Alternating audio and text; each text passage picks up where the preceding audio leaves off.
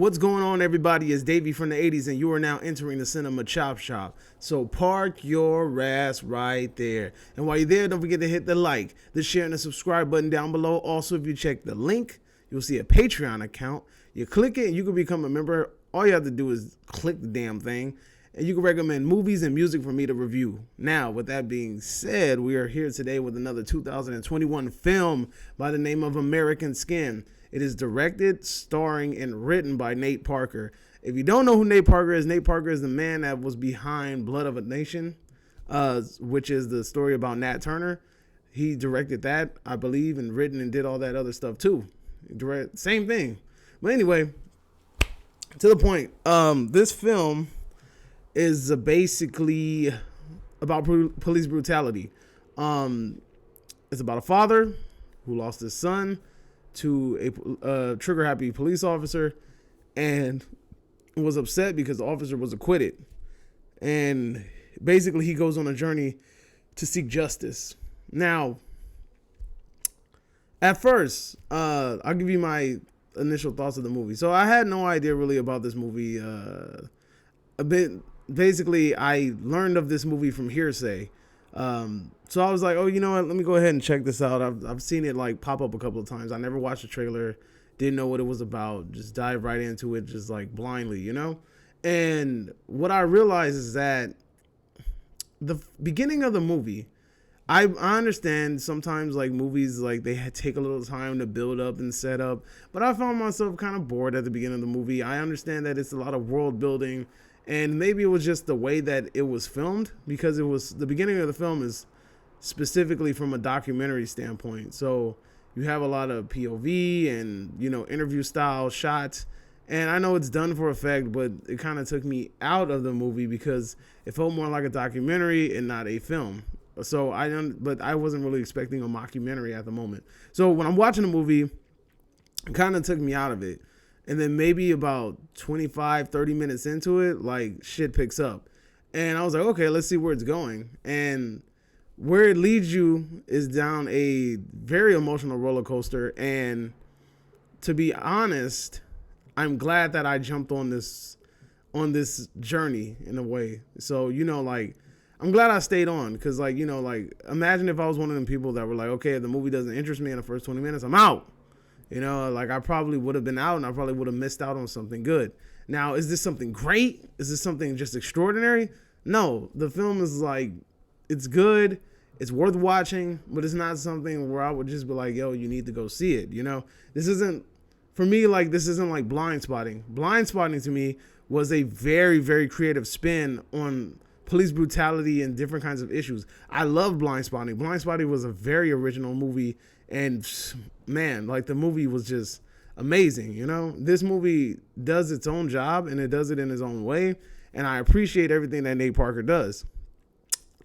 With that being said, the movie picks up about 30 minutes into it, and honestly, I loved it for the idea of, like, this movie allows you to see different perspectives. So when you're watching a movie, you're kind of just sitting there just like, okay, like, you're used to watching it and probably gaining one perspective from it. So a lot of people that are probably thinking about watching this movie or staying away from this movie, they're probably like, oh my God, it's probably like this one-sided argument. No, both sides give valid arguments in this film. It is a good film that does a good job at approaching both sides of the spectrum, you know, from a law enforcement standpoint and from a citizen's perspective.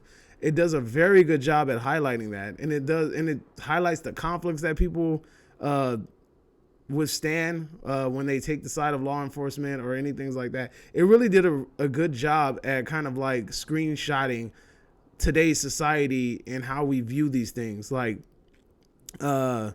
the whole idea of police brutality has caused a lot of rifts between people. It's caused a lot of divide, and it does a really good job at highlighting both of those arguments, you know, and even highlighting both of those movements, you know, the Black Lives Matter and then the Blue Lives Matter. They're both featured in this movie. So, like, you watch the movie, and like I said, 30 minutes in, it picks up, and it takes you down this really emotional roller coaster. It's not one of the things where I want to just give everything away. Nate Parker does a really good job, but there is the people in the background do a really really good job at um do a really good job at sorry about that, someone popped up.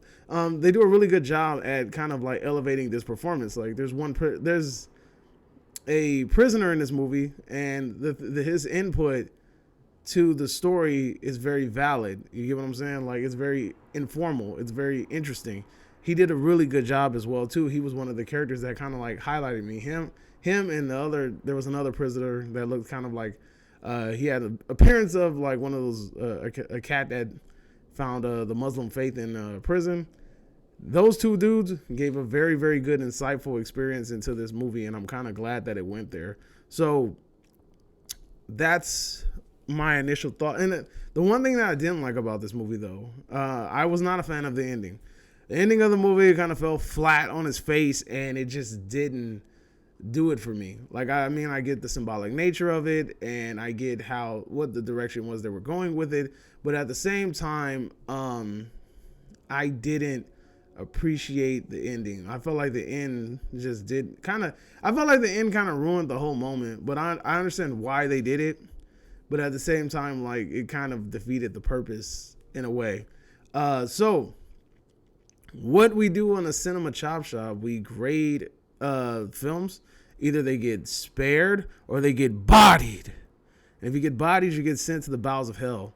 But if you get spared, you get raised into the lights of heaven. So this movie kind of squeaked by, barely by an inch, but I will spare this movie.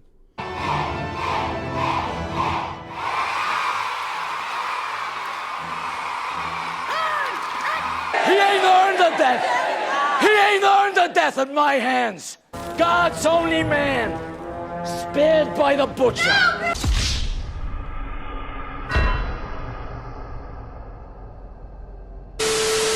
Yes, this movie has been spared. It does, like I said, luckily it picks up in 30 minutes in, and then it takes you down a journey. And into that journey, okay, when you're watching this movie, you really think it's gonna go one way, right? You think, okay, this is what's gonna happen, this, and this, and this. Like you think it's predictable, but then low key, in a way, it kind of flips it on you. It just kind of takes that predictability out of the factor. Like there's moments where I really got sucked back into the movie, and it did a really good job at trying to captivate its audience. So I want to do something special. I want to just give a brief spoiler ending piece of this. So if you don't want to be spoiled, go ahead and jump out of the video right now. 3, 2, 1, adios. Now, me personally, I feel like Nate Parker's character, I believe his name is Lincoln, I feel like he should have shot the cop. That's my personal opinion. I feel like you built up this whole idea and you're saying like, well, these people always get away with it, so on and so forth. But I feel like he should have shot the cop. I understand why he didn't shoot the cop, because it's supposed to just symbolize the whole idea of like, all you have to do is take a second, take a moment, and then, in this idea will spare someone's life. I get it, but at the same time, it would have been really satisfying to see him actually shoot the officer. Now, what I didn't like is that the fact that he obviously, at the end of the movie, is raising his hands. The officer's saying that this man isn't a threat. He has no weapons. He's good, and my man still gets sniped. That was bullshit. Like I didn't really dig that ending. And I guess it's supposed to be symbolic that no matter what you do, you're still going to be gunned down in the streets, which is a sentiment that I'm not I'm not going to really comment on, but it's just, the ending just didn't do it for me. The ending kind of was like, yeah. Like if you're gonna go that route, you should have just went ahead and had him shoot old boy, But that I also enjoyed, like I said, I enjoyed the input from the inmates. The inmates were very, very informative in what they were saying and the input that they were and the things that they were putting. I'm glad that they had them in this role, because their input actually seemed valid. It seemed believable. Like I hate movies where they have background characters that they think they're adding in something to it, but they're kind of taking away from it. They were very informative, and I'm glad they gave Lincoln a military background. It explains why he was able to do what he did if he did not have any sort of formal training. I kind of would have been like, I don't know, you know, but it's supposed to be symbolic because for a man that gave everything for his country, he was still given the middle finger, you know. So I appreciate this movie. I think it's pretty good. I think it's something that people should watch. Is it something that I'm like saying that's a classic? It's something that you should own in your library. Not necessarily. It's just something I feel like you should see. If it was in theaters, I actually would spend a little money on it and go see it to support Nate Parker. No matter how much bad publicity he got for some bullshit. But anyway, we're not even gonna go into that. So that's my review. Let me know if you agree. Let me know if you disagree. Whatever the case may be, go ahead and drop your comments down below. Don't forget to like, hit the share, and the subscribe button, and I'll see you guys next time. Adios.